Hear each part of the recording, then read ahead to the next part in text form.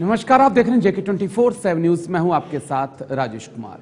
वक्त हमारे खास कार्यक्रम ग्लोबल ब्रेकिंग का, जहां पर हम आपके लिए दुनिया भर से तमाम बड़ी खबरें लेकर आते हैं। एक्सपर्ट हमारे साथ जुड़ते हैं, उनसे खबर के हर एंगल को समझाने की कोशिश करते हैं। तो इस वक्त की 6 अहम खबरें आपको बता दें, जिस पर आज हम बात करने वाले हैं। पाकिस्तान ने अफगानिस्तान पर एयर स्ट्राइक की है, लेकिन तालिबान का कहना है कि पाकिस्तान की एयर स्ट्राइक में मासूम बच्चे और महिलाएं जो हैं वो मारी गई हैं और वो इसका बदला लेकर रहेंगे। साथ ही में अमेरिका डेनमार्क के बीच जो है वो टेंशन बढ़ने लगी है। पूरा मामला क्या है, डिटेल से आगे हम आपको बताने वाले हैं। रूस यूक्रेन जंग के बीच जेलेंस्की ने दावा किया है कि 3000 से ज्यादा किम जोंग उनके सैनिक मारे जा चुके हैं, लेकिन खबर तो यहां तक है कि अब किम जोंग उन और सैनिक भेजने की तैयारी में है। ईरान में खामनेई को तख्ता पलट का डर सताने लगा है और खामनेई ने कुछ ऐसे फैसले किए हैं जो बता रहे हैं कि वाकई खामनेई इस वक्त टेंशन में आ चुके हैं। अमेरिका के दौरे पर विदेश मंत्री एस जयशंकर, और यह दौरा बड़ा अहम, लेकिन कौन कौन से मुद्दे हैं जिन पर विदेश मंत्री एस जयशंकर और एंटोनी ब्लिंकन की बातचीत हो सकती है, इस पर डिटेल से आगे बातचीत करेंगे। लेकिन फिलहाल शुरुआत बड़ी खबर के साथ करेंगे जो पाकिस्तान से आ रही है। तो बड़ी खबर आपको बता दें, इस वक्त की पाकिस्तान से बड़ी खबर आ रही है। पाकिस्तान ने अफगानिस्तान पर एयर स्ट्राइक की है। बड़ी खबर इस वक्त की, पाकिस्तान की एयर स्ट्राइक में 15 लोगों की मौत की खबर, मरने वालों में ज्यादातर महिलाएं और बच्चे। अफगानिस्तान ने पाक को दी पलटवार की धमकी। बड़ी खबर इस वक्त की, पाकिस्तान ने अफगानिस्तान पर की एयर स्ट्राइक। पाकिस्तान की एयर स्ट्राइक में 15 लोगों की मौत की खबर। पाकिस्तान ने अफगानिस्तान पर की एयर स्ट्राइक, इस वक्त की बड़ी खबर। पाकिस्तान की एयर स्ट्राइक में 15 लोगों के मौत की खबर, मरने वालों में ज्यादातर महिलाएं और बच्चे शामिल। अफगानिस्तान ने पाक को दी पलटवार की चेतावनी। पूरी खबर क्या है वो आपको एक बार ग्राफिक्स के जरिए समझा दें, उसके बाद फिर अपने एक्सपर्ट्स के पास चलेंगे जिनसे समझने की कोशिश करेंगे क्या कुछ हो रहा है। पाक का दावा, टीटीपी पर हमने एयर स्ट्राइक की। पाक के हमले में 15 लोगों के मौत की खबर भी निकलकर सामने आई है। पक्टिका प्रांत पर यह हमला किया गया है, पहाड़ी ये इलाका है, और पाकिस्तान का दावा कि यहां पर तहरीके तालिबान पाकिस्तान के आतंकी छिपे हुए थे। अफगानिस्तान पर एक साल के अंदर ये दूसरी एयर स्ट्राइक पाकिस्तान की तरफ से की गई है। इसको आगे समझने की हम कोशिश करेंगे। जवाबी कार्रवाई करेंगे, ये अफगानिस्तान ने धमकी दी है, लेकिन रास्ता कौन सा है अफगानिस्तान के पास जिससे वो जवाबी कार्रवाई कर सकता है? अपनी मातृभूमि की रक्षा करेंगे, ये तालिबान ने सीधे तौर पर पाकिस्तान को चेतावनी दी है। पाकिस्तान को जवाब दिया जाएगा, लेकिन कैसे दिया जाएगा ये समझना बेहद जरूरी आज हमारे लिए कि पाकिस्तान और अफगानिस्तान के जो संबंध हैं वो अब किस तरफ आगे जा सकते हैं। और आज हमारे साथ जाने माने डिफेंस एक्सपर्ट कर्नल टीपी त्यागी वीर चक्रा जुड़ चुके हैं। बहुत बहुत शुक्रिया सर। जय हिंद। सबसे पहले जय हिंद। थैंक यू सर समय देने के लिए। कर्नल टीपी त्यागी सर, एक साल में दूसरी बार पाकिस्तान ने अफगानिस्तान की जमीन पर एयर स्ट्राइक की, और जो खबरें आ रही हैं उसमें यही कहा जा रहा है कि तहरीके तालिबान पाकिस्तान के आतंकी नहीं बल्कि कुछ महिलाएं और बच्चों की वहां पर मौत हुई है, और इस बात को लेकर तालिबान काफी भड़क चुका है। सर देखिए, आप जिसको थप्पड़ मारोगे उसको रोने के अधिकार से तो नहीं रोक सकते। अब ये एक किस्म से पाकिस्तान का रोना ही है, क्योंकि पाकिस्तान के सुरक्षा बलों के ऊपर तहरीके तालिबान पाकिस्तान ने पिछले कुछ दिनों में इतने हमले किए हैं, किसी में 15, किसी में 16, किसी में 20 पाकिस्तान के सुरक्षा कर्मी मारे गए हैं। और बेचारे पाकिस्तान को जब उसके पास गाड़ियां नहीं थी तो उन्हें गधों पे लाद कर डेड बॉडीज को अपने पास ले जाना पड़ा था। दरअसल में टीटीपी जो है ये अफगानिस्तान के बॉर्डर एरिया में पश्तूनों का नेतृत्व करती है। जो पश्तून है वो अफगानिस्तान में भी है और खैबर पख्तूनख्वा में भी है, और अफगानिस्तान डुरंड लाइन को नहीं मानता, लिहाजा टीटीपी उनको मिलाना चाहता है। एक दूसरा, वो पाकिस्तान की सरकार और पाकिस्तान की आर्मी को हटाना चाहता है, और तीसरा वो पाकिस्तान की संसद पर शरिया का झंडा फहराना चाहता है, ये उसके एम है। अब पाकिस्तान ने आदतन झूठ बोला, फिर दोबारा उसने कहा कि हमने अफगानिस्तान की सेंचुरीज में जहां तहरीके तालिबान पाकिस्तान के लड़ाके ठिकाना बनाए हुए हैं और जो अफगानिस्तान में तालिबान के रूल का समर्थन करते हैं, हमने उनके ऊपर हमला किया। पहली बात तो ये कि उसने ये बताया कि हमने 16 गांवों के ऊपर हमला किया, तो क्या 16 गांवों के हमले में केवल 15 कैजुअल्टीज होंगी? पहला झूठ। दूसरा, उसने कहा कि हमने उसमें टीटीपी के लड़ाकों को मारा, लेकिन अफगानिस्तान कह रहा है कि उसमें महिलाएं और बच्चे मारे गए, ये दूसरा झूठ।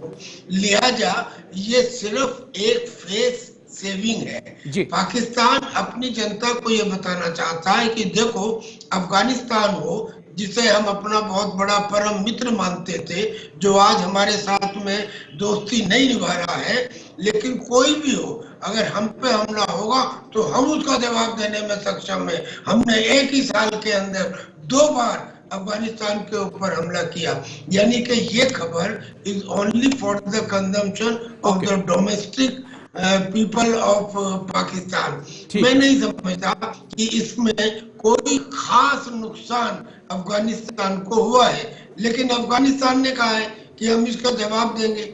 कैसे देंगे वो तो पहले से ही कह रहे हैं कि हम जो सीमा में डूरंड लाइन है उसको मानते नहीं है, और वो जो बॉर्डर है उसे वो कई बार क्रॉस कर चुके हैं, वो फिर ग्राउंड ऑपरेशंस के थ्रू उसे क्रॉस करेंगे, क्योंकि और हवाई कैपेबिलिटी तो अफगानिस्तान के पास है नहीं। वैसे भी वो लैंड लॉक्ड कंट्री है, उसके पास कोई नेवी तो है नहीं, लेकिन हाँ, जो ग्राउंड के ऊपर ऑपरेशन है वो अफगानिस्तान पाकिस्तान पर कर सकता है, और इसको रोकना पाकिस्तान के लिए मुश्किल भी साबित हुआ है। मैं लौटता हूं सर आपके पास, क्योंकि एक और बड़ी खबर आ रही है, उसके बाद मैं आपके पास आता हूं। अमेरिका डेनमार्क के बीच बढ़ने लगा तनाव, ग्रीनलैंड को लेकर दोनों देश आमने सामने। डोनाल्ड ट्रंप बोले थे ग्रीनलैंड पर करेंगे कब्जा। डोनाल्ड ट्रंप की पनामा कैनाल पर कब्जे की भी धमकी। इस वक्त की बड़ी खबर आपको बता दें, अमेरिका डेनमार्क के बीच टेंशन बढ़ने लगी है। अमेरिका डेनमार्क के बीच बढ़ने लगी टेंशन, ग्रीनलैंड को लेकर दोनों देश आमने सामने। डोनाल्ड ट्रंप बोले थे ग्रीनलैंड पर करेंगे कब्जा, डोनाल्ड ट्रंप की पनामा कैनाल पर कब्जे की धमकी। तो वहीं ग्रीनलैंड के पीएम ने कह दिया कि हम बिकाऊ नहीं हैं। लेकिन ये ग्रीनलैंड है क्या, इसको समझना होगा। उसके बाद फिर हम कर्नल टीपी त्यागी सर के पास चलेंगे। ये दुनिया का सबसे बड़ा आइलैंड है ग्रीनलैंड। अधिकांश हिस्सा बर्फ से हमेशा इसका ढका रहता है, 12 महीने यहां पर बर्फ पड़ी रहती है। सबसे कम घनी आबादी यहीं पर है, दुनिया का सबसे कम घनी आबादी वाला आइलैंड है। 1979 में ग्रीनलैंड पर डेनमार्क का कब्जा था। 1979 में ग्रीनलैंड को स्वशासन जो है वो डेनमार्क की तरफ से दे दिया गया। 57,000 लोग सिर्फ यहां पर रहते हैं। डेनमार्क से पहले नॉर्वे का यहां पर कब्जा हुआ करता था ग्रीनलैंड के ऊपर, रणनीतिक रूप से। लेकिन यह महत्वपूर्ण है क्योंकि अमेरिका का F-35 का बेस यहां पर बताया जाता है। पनामा कैनाल पर भी डोनाल्ड ट्रंप ने कब्जे की धमकी दी है, और इसको समझना होगा क्योंकि डोनाल्ड ट्रंप जब से आए हैं उनके जो बयान हैं वो बहुत सुर्खियां बटोर रहे हैं। हम सीधा अपने एक्सपर्ट्स के पास चलेंगे। कर्नल टीपी त्यागी सर, डोनाल्ड ट्रंप कभी कहते हैं कि ब्रिक्स के ऊपर बैन लगा दूंगा, फिर कहते हैं कि इंडिया के ऊपर टैरिफ लगा दूंगा, ब्राजील पे टैरिफ लगा दूंगा, उसके बाद आते आते कहा कि पनामा कैनाल जो है उस पर कब्जा कर लूंगा, अब ग्रीनलैंड तक वो पहुंच गए हैं। क्या कुछ डोनाल्ड ट्रंप के माइंड में चल रहा है सर? देखिए, डोनाल्ड ट्रंप एक बिजनेसमैन है, और बिजनेसमैन के दिमाग में केवल पैसा चलता है, तो वो किसी भी तरह से पैसा अर्जित करना चाहते हैं। पनामा कैनाल से जो शिप गुजरते हैं उसमें अमेरिका के करीब 14% शिप गुजरते हैं, और उन शिप के ऊपर जो टैक्स लगता है वो टैक्स फिलहाल चाइना वसूल कर रहा है, यानी कि अमेरिका का पैसा चाइना के पास जा रहा है। उन्होंने कहा कि अब हम इसके ऊपर चाइना का कब्जा नहीं रहने देंगे, हम अपना कब्जा करेंगे। हालांकि इसकी खिलाफत चीन भी कर रहा है और जो पनामा की सरकार है वो भी कर रही है। और ये पनामा कैनाल इतनी इम्पोर्टेंट है कि ये पैसिफिक और अटलांटिक सी को जोड़ती है, यानी कि अमेरिका के अलावा दूसरे देशों के भी व्यापार, ग्लोबल व्यापार यहाँ से होते हैं। तो डोनाल्ड ट्रंप चाहते हैं कि इसका कंट्रोल अगर मेरे पास आएगा तो अमेरिका फर्स्ट की पॉलिसी के अंतर्गत मुझे उसमें पैसा मिलेगा। अब यही बात ग्रीनलैंड पे आई है। ग्रीनलैंड में आपने बताया कि ये करीब करीब 12 महीने बर्फ से जमा रहता है। ग्रीनलैंड दरअसल में नॉर्थ पोल के नजदीक है, आर्कटिक सी में है। लेकिन इसके ऊपर यूरोपियन यूनियन का कंट्रोल तो ऐसे है जैसे समुद्र में एक बूंद। इसके ऊपर फिलहाल डेनमार्क का कंट्रोल यहाँ तक है कि ये डेनमार्क के अंदर एक ऑटोनोमस स्टेट है। डेनमार्क इसमें जो अपना एयर बेस है उसका किराया देना नहीं चाहता। अमेरिका के लिए ये कई वजह से इम्पोर्टेंट है। पहली वजह तो ये कि वो यहाँ एक मीटीरियोलॉजिकल लेबोरेटरी एस्टेब्लिश करना चाहते हैं ताकि मौसम का अनुमान किसी भी युद्ध में सबसे ज्यादा जरूरी होता है तो वो इंफॉर्मेशन अमेरिका को मिलती रहे। दूसरा, अमेरिका का जो मेन इंटरेस्ट है वो ये है कि ग्रीनलैंड के अंदर यूरेनियम का बहुत बड़ा भंडार है, ऑयल और गैस का बहुत बड़ा भंडार है। लिहाजा अमेरिका के प्रेसिडेंट डोनाल्ड ट्रंप कहते हैं कि एक समय में हमने भी इसको अपने कंट्रोल में लिया था और जो आइलैंड हमारे कंट्रोल में रहा है चाहे वो आज ना हो लेकिन उसके डिफेंस की जिम्मेदारी हमारी है, लिहाजा हम इस जिम्मेदारी का निर्वहन करेंगे। ये कह के वो ग्रीनलैंड के ऊपर कब्जा बताता है। लेकिन ये एक नया संकट, नया विवाद यूरोप के अंदर खड़ा कर सकता है। सर चलिए मैं लौटता हूं सर आपके पास, एक और बड़ी खबर आ रही है उसके बाद मैं आपके पास आता हूं। रूस यूक्रेन जंग के बीच जेलेंस्की का बहुत बड़ा दावा, जंग में मारे गए नॉर्थ कोरिया के 3000 सैनिक, ये जेलेंस्की ने दावा किया है। नॉर्थ कोरिया भेज सकता है और ज्यादा सैनिक। जेलेंस्की, नॉर्थ कोरिया ने रूस में भेजे थे 10,000 से ज्यादा सैनिक। इस वक्त की बड़ी खबर आपको बता रहे हैं, रूस यूक्रेन जंग के बीच जेलेंस्की का बहुत बड़ा दावा, जंग में मारे गए नॉर्थ कोरिया के 3000 सैनिक नॉर्थ कोरिया भेज सकता है और सैनिक, ये जेलेंस्की ने कहा है। नॉर्थ कोरिया ने रूस भेजे थे 10,000 से ज्यादा सैनिक। एक बार ग्राफिक्स प्ले करिए, जल्दी से एक बार ग्राफिक्स प्ले करिए, उसके बाद फिर कर्नल टीपी त्यागी सर के पास हम लौटेंगे। किम को रूस में बड़ा झटका लगा है। किम जोंग उन ने बड़ी उम्मीदों के साथ रूस में अपने सैनिकों को भेजा था और संख्या कम से कम 10 से 12,000 के बीच बताई गई थी जो सैनिक किम जोंग उन ने रूस भेजे थे। लेकिन अभी तक 3,000 से ज्यादा सैनिक जो हैं मारे जा चुके हैं और इन 3,000 मौत के बाद जो है नॉर्थ कोरिया की मिलिट्री ट्रेनिंग के ऊपर अब सवाल उठने लगे हैं। किम जोंग उन और ज्यादा सैनिक भेजेंगे, ये जेलेंस्की को इस बात का खौफ भी सता रहा है। ड्रोन और आधुनिक हथियारों के साथ अब सैनिक भेजने की तैयारी में है किम जोंग उन। तो बड़ा झटका कह सकते हैं कि किम जोंग उनको लगा है, लेकिन क्या वाकई में जेलेंस्की की बात पर ट्रस्ट किया जा सकता है, विश्वास किया जा सकता है? समझने के लिए कर्नल टीपी त्यागी सर के पास हम चलेंगे।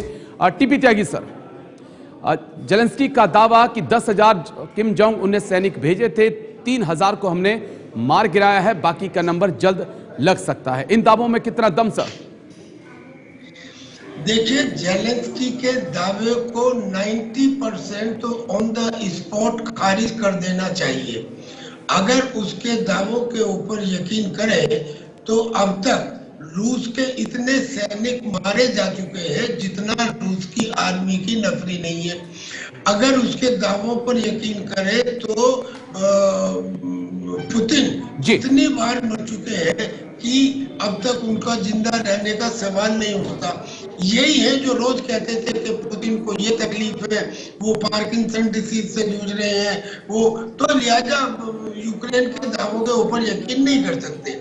और कुछ सैनिक नॉर्थ कोरिया के अगर मारे गए हैं तो ये नहीं कह सकते कि नॉर्थ कोरिया के सैनिक कमजोर थे। जब कोई आर्मी किसी नई जगह पर जाती है तो उसे एक्लिमेटाइजेशन में, ट्रांजिशन में टाइम लगता है। दूसरी बात, जो नॉर्थ कोरिया के सैनिक आए थे वो इन्फेंट्री कम और इंजीनियर्स के ज्यादा थे। वो दरअसल में इंजीनियरिंग एडवाइस के लिए आए थे, वो कॉम्बैट के अंदर कम उतरे हैं। पर अगर मान भी लिया जाए तो फिर नॉर्थ कोरिया जी। के तानाशाह ने तो ये कहा है कि जो मैंने 12,000 भेजे वो तो छोड़ो, मैं और 10,000 भेजूंगा और 10,000 भेजूंगा, लगातार भेजता रहूंगा, 1,000 शॉर्ट रेंज की बैलिस्टिक मिसाइल भेजूंगा। और अब उसने आर्टिलरी और हॉविट्जर और MLRS सिस्टम भेजने शुरू कर दिए हैं। ठीक सर। लिहाजा अगर उसके फोर्सेस आते हैं और यूक्रेन के खिलाफ लड़ते हैं तो यूक्रेन को कोई बात कहने का अधिकार इसलिए नहीं है क्योंकि उसके यहाँ तो 32 देशों के सैनिक भी आ रहे हैं बिल्कुल ट्रेनिंग के नाम पे और मेंटेनेंस के नाम पे, और हथियार भी आ रहे हैं। लिहाजा कोई शिकायत की वजह नहीं बनती है। चलिए मैं लौटता हूं सर आपके पास, क्योंकि एक और बड़ी खबर आ रही है, उसके बाद मैं आपके पास आता हूं। ईरान में खामनेई को तख्ता पलट का डर सताने लगा है। अपने फैसलों को वापस लेने में लगे खामनेई। बड़ी खबर इस वक्त की, ईरान से हिजाब कानून पर रोक लगाने का फैसला लिया है। गूगल पर लगाया बैन जो है उसको भी खामनेई ने हटा दिया है। इस वक्त की बड़ी खबर आपको बता दें, ईरान में खामनेई को तख्ता पलट का सता रहा है डर। अपने ही फैसलों को वापस लेने लगे हैं खामनेई। हिजाब कानून पर रोक लगाने का फैसला किया। गूगल पर लगाया गया बैन जो है वो भी खामनेई ने हटा दिया है। लेकिन एक बार ग्राफिक्स, जल्दी से एक बार ग्राफिक्स के जरिए जानकारी दे दें क्या कुछ खामनेई ने अपने फैसलों को पलटा है। उसके बाद टीपी त्यागी सर के पास चलेंगे। कई सख्त फैसले जो है उनको खामनेई पिछले 2 दिन के अंदर वापस ले चुके हैं। इंटरनेट के ऊपर जो प्रतिबंध लगाए गए थे, जो बैन लगाया गया था, उसको खामनेई ने हटा दिया है। व्हाट्सएप पर जो प्रतिबंध लगाए गए थे उनको भी हटा दिया गया है। अब व्हाट्सएप जो है ईरान के लोग यूज कर सकते हैं। गूगल प्ले पर जो प्रतिबंध लगाए गए थे अब उनको भी खामनेई ने हटा दिया है। लेकिन सबसे अहम फैसला, हिजाब कानून पर रोक लगा दी गई है खामनेई की तरफ से। और लेकिन इसके पीछे कारण क्या है? देखिए, ये बड़ा अहम संकेत है कि नेतन्याहू ने हाल ही में संकेत दिए थे और कहा था कि ईरान की आवाम को खुली हवा में सांस लेने का जल्द ही मौका मिलेगा। और उसके बाद जैसे डोनाल्ड ट्रंप की सत्ता में वापसी हो रही है, खामनेई की चिंताएं बढ़ती जा रही हैं, क्योंकि सीरिया के बाद हिजबुल्लाह और हमास का खात्मा और अब हुती का नंबर, और उसके बाद तख्ता पलट की टेंशन खामनेई को। सर, कर्नल टीपी त्यागी सर, कई कड़क फैसले खामनेई ने लिए, लेकिन हाल में पिछले 24 घंटों में उन्होंने अपने फैसलों को पलटा है। क्या वाकई में एक प्रेशर इस वक्त है खामनेई के ऊपर कि जनता उनके खिलाफ उतर सकती है? साफ दिखाई दे रहा है। खोमनी ने अभी हाल में ही देखा कि बांग्लादेश में कैसे तख्ता पलट हुआ, उसने हाल ही में देखा कि सीरिया में कैसे तख्ता पलट हुआ, और इन दोनों तख्ता पलट में अमेरिका का रोल रहा है। और फिर खोमनी को यह भी मालूम है कि जब अरब पार्ट 1 हुआ था, अरब विद्रोह, यानी कि जब अरब विद्रोह का मतलब कि जब एस्टेब्लिश्ड गवर्नमेंट के खिलाफ विद्रोहियों ने आर्म्ड रेबेलियन किया था, तब उस समय टूनीशिया से शुरू हुआ था 2010 में, और टूनीशिया से लीबिया, और लीबिया से यमन, और यमन से जॉर्डन, सब देशों में फैला था। वही पार्ट 2 अब हो रहा है जो सीरिया से प्रारंभ हुआ है, तब टूनीशिया से प्रारंभ हुआ था। और इसमें नंबर ईरान का भी है, क्योंकि ईरान पूरी तरह से कमजोर हो चुका है। और डोनाल्ड ट्रंप ने जो पहला शासक था, पहलवी, उसके बेटे जो अमेरिका में है, उनको वहां बिठाने का प्लान बनाया है। जो जनता है ईरान की, वो अब ईरान के खोमेनी की बातों से सहमत नहीं है। हिजाब की बात आपने बताई दी, इसके अलावा भी जो वहाँ की इकोनॉमी है वो चौपट हो चुकी है, और कोई ऐसा फ्रंट नहीं है जिसमें ईरान की आर्मी को या IRGC रेवोल्यूशनरी गार्ड को कोई जीत मिली हो। हिजबुल्लाह में भी हारे, हमास के साथ भी हारे, हुती के साथ टैकलिंग चल रही है। तो ऐसे में अब उसको डर सता रहा है, और डर सता रहा है तख्ता पलट का, क्योंकि केवल उसका नहीं, अब ये तख्ता पलट यमन में भी होगा, ये जॉर्डन में भी होगा, तो ये कई 5-6 कंट्रीज में होगा जो दिखने लगा है। जी, इसलिए कह सकते हैं कि खामनेई को डर सताने लगा है। मैं लौट रहा हूं सर, एक और बड़ी खबर आ रही है, उसके बाद मैं कर्नल टीपी त्यागी सर आपके पास वापस लौटता हूं। अमेरिका के दौरे पर विदेश मंत्री एस जयशंकर, अमेरिकी विदेश मंत्री एंटनी ब्लिंकन से मुलाकात। डोनाल्ड ट्रंप के साथ मिल सकते हैं विदेश मंत्री एस जयशंकर। बांग्लादेश को लेकर हो सकती है अहम बातचीत। बड़ी खबर इस वक्त की आपको बता रहे हैं। अमेरिका के दौरे पर विदेश मंत्री एस जयशंकर। अमेरिकी विदेश मंत्री एंटनी ब्लिंकन से मुलाकात। डोनाल्ड ट्रंप के साथ मिल सकते हैं एस जयशंकर। बांग्लादेश को लेकर हो सकती है अहम बातचीत, लेकिन इस दौरे का मकसद क्या है? जल्दी से एक बार ग्राफिक्स प्ले करिए, डिटेल से जानकारी दे दें। देखिए, अमेरिका के दौरे पर विदेश मंत्री एस जयशंकर। डिफेंस डील पर चर्चा हो सकती है। चीन पाक की जो साझेदारी लगातार बढ़ रही है, वो एक अहम कंसर्न भारत के लिए, उस पर बातचीत हो सकती है। चीन की बढ़ती ताकत अमेरिका के लिए भी परेशानी, भारत के लिए भी परेशानी, इस पर लगाम कैसे लगानी है, इसको लेकर भी डिटेल से बातचीत हो सकती है। हिंद प्रशांत महासागर पर चीन लगातार अपना दबदबा बढ़ा, डोनाल्ड ट्रंप से भी मुलाकात की संभावना, क्योंकि अब वो नवनिर्वाचित राष्ट्रपति हैं और उनका आना अमेरिका की सत्ता में तय है। बांग्लादेश के हालातों पर बातचीत हो सकती है, क्योंकि जो कुछ बांग्लादेश में हुआ उसका पीछे सबसे बड़ा कारण जो था वो अमेरिका का डीप स्टेट था। अमेरिका के डीप स्टेट को लेकर चर्चा संभव है। नॉर्थ ईस्ट में भी एक्टिव है अमेरिका का डीप स्टेट, क्या उस पॉइंट को उठाया जा सकता है? गुरुपतवंत सिंह पन्नू, जो कि भारत के राजनयिकों को लगातार अमेरिका में धमका रहा है और अमेरिका उसके ऊपर खामोश है, उसको लेकर भी विदेश मंत्री एस जयशंकर बात बाइडेन प्रशासन से कर सकते हैं। लेकिन हम टीपी त्यागी सर के पास चलें। कर्नल टीपी त्यागी सर, विदेश मंत्री एस जयशंकर अमेरिका के दौरे पर दूसरा दिन, 6 दिवसीय उनका यह दौरा, कौन से अहम पॉइंट हैं सर आपकी नजर में जिस पर बात हो सकती है? देखिए, अमेरिका के डोनाल्ड ट्रंप ने अपनी पॉलिसी में कहा कि अमेरिका फर्स्ट, लिहाजा कोई भी बात जो अमेरिका के इंटरेस्ट के खिलाफ होगी, जयशंकर जी चाहे जितनी बात कर ले, चाहे जितनी डिप्लोमेसी कर ले, कुछ मिलेगा नहीं। मैं उदाहरण के साथ आपको बताता हूं कि जहां तक आपने नॉर्थ ईस्ट की बात कही, भाई ये तो अमेरिका का ही तो प्लान है, उनकी हालांकि डीप स्टेट का प्लान है और डोनाल्ड ट्रंप डीप स्टेट को ज्यादा महत्व नहीं देते, लेकिन फिर भी अमेरिका फर्स्ट को तो देते हैं। और चूंकि अमेरिका फर्स्ट को देते हैं, इसलिए वो ये चाहते हैं कि बे ऑफ बंगाल में एक नया देश बसाया जाए और उस देश का नाम होगा जोगम, और उस देश में 3 देशों के हिस्से शामिल होंगे। उसमें बांग्लादेश का चिटागांव का एरिया होगा, उसमें भारत का मिजोरम और मणिपुर का आधा हिस्सा शामिल होगा, और उसमें इसका म्यांमार का भी एक डिवीजन शामिल होगा। अब ये जो उनका प्लान है, ये क्रिश्चियंस के इंटरेस्ट में है, जिसे हमारे मिजोरम के चीफ मिनिस्टर ने जाके अमेरिका में कहा है, जिसको हमें हटा देना चाहिए था, उसने कहा है, तो इसमें सबूत की आवश्यकता नहीं है। तो इस सिलसिले में जयशंकर जी को कोई मदद नहीं मिलने वाली।